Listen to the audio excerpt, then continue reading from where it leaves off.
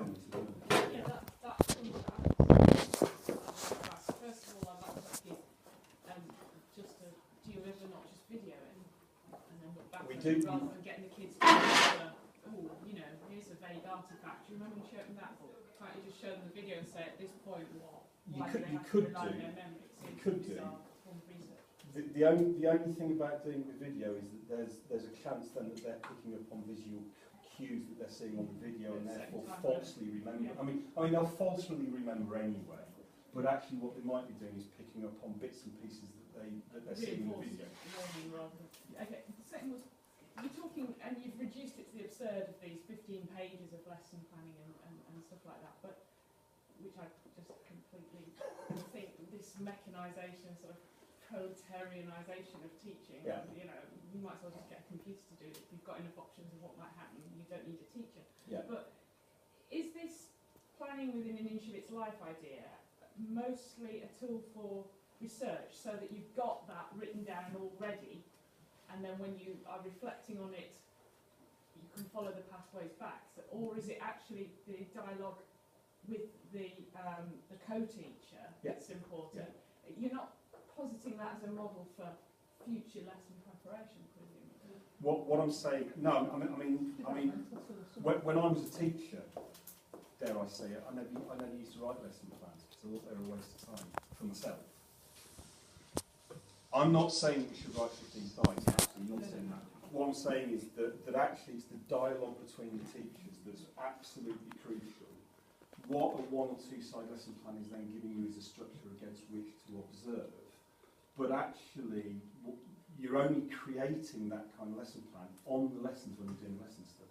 You wouldn't be using it outside, because actually the reason you're creating them is for a purpose, for being able for everybody to try and observe and think about what was important within the meeting in the same way. And the lesson plan is really, in a sense, an artefact of that group discussion.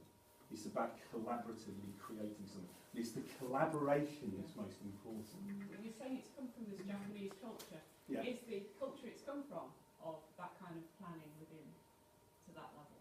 Because I'm just wondering what's the interface between that? It's come from a culture of, planning, they might say this, they might say this, they might say that.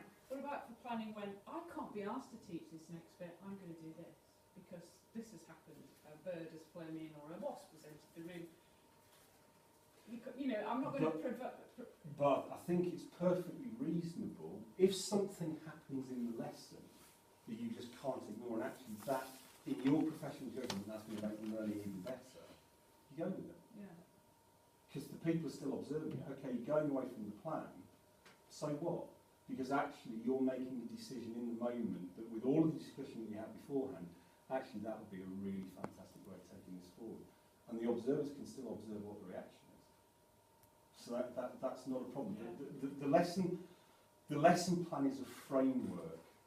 It's not something that has to be slavishly followed all the way through. Framework for the observation and the research. Yes. It's not a philosophy. No. For future teaching. No. No. Because what you're trying to get out of this is, do we understand more clearly how we can help people learn better? Not, here's the lesson plan that's the solution. It's actually about understanding critically what has made that learning better. And that's why a lot of people, when we first sort of hook in with people about this, one of the first things I'll say is, why give all that time to one lesson? That's a huge amount of time just to make one lesson better. But it's not about making one lesson better, it's about a deeper understanding of an area of learning that you can then actually apply elsewhere as well. I said it in a session earlier, we introduced something called the pre-planning teaching group, and that was on CPD, where in triads people didn't spend a lot of time planning, but they talked through planning ideas on the concept that we'd introduced or what we wanted people to work on. And they went and observed each other's lessons, and they came back and they had an evaluative view of it and shared that view. And so it's sort of it's a similar thing, just a smaller version of it, and it worked very, very well. Yeah, absolutely.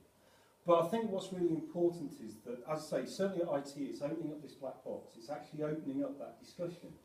And I think in some schools, it's worse in HE, but there's a wonderful phrase by somebody called Ls11 in America that he calls pedagogical solitude. And he argues that too many people want to get into their classroom, close the door, and what they do in the classroom is their own. They don't want to share it with anybody else, either because they haven't got enough confidence or it's theirs.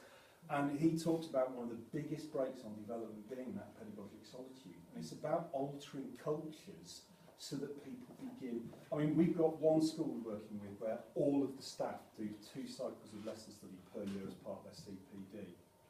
And talking to a number of people evaluating that, the amount of informal chat about teaching and learning that now happens within that school that never happened before because the culture's changed. People are quite happy to go in and observe one another because most of the time they're not observing one another, they're observing the kids. They're actually observing the learning, trying to understand the learning. So it's not, that notion of observation as being threatening has very much diminished. Presumably, though, going back to something you might have said, is it depends on the focus of what this lesson study is and also what the outcomes are as well, because you might go in with a focus that we need to look at this. Yeah. You get in there and you go, actually, it's about these things because of your dialogue and all the rest of it. But the outcome of that might be something that goes on lesson plan, not necessarily, but it might be, we used to do like that, that is a waste of time, we need to make sure in our school we're doing like this, and then that's recorded somewhere, so that going forward, everyone's doing that thing, right? Is that?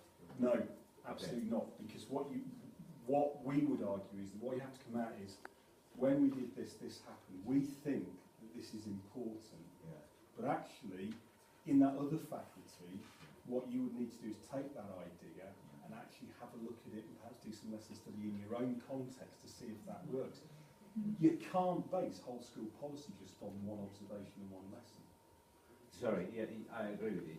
But presumably, this lesson study where all of these things are coming out, there's learning that's coming out of it, saying actually this is what's happening in our school. Yeah. This is Absolutely, absolutely. A lot in Japan, it's happening more in this country now as well. Schools that do a lot of lesson study, what they'll actually do is write up each lesson study project amongst 3 people on about 3 sides of A4, and almost publish a book per year with all of the short reports in, so that people can go and actually find out what's been happening and go and talk to people. And so it's also important then that this is perpetual, because if you do it and then you stop and then we go, we did it, we found this out, we're all right now. It's a way of thinking. In a lot of Japanese schools, if there's a major government initiative, say a new curriculum, what SLTs will do is rather than come in and sort of say, right, here's the government initiative, we're going to have 15 meetings on this and you've all got to submit all this paperwork and we're going to nail it to the ground. They'll actually sort of say, right, there's a new curriculum in your subject, that's the new guidance, go away and do some lesson study or small-scale action research, and you grow it, if you like, within your context by using that as a mechanism to do it. It's about trusting people on the ground with their professionalism for them to be able to alter practice. Have you got models for, because obviously all this stuff's coming out from these lesson studies in a school, there's quite a lot of things to use. Yeah.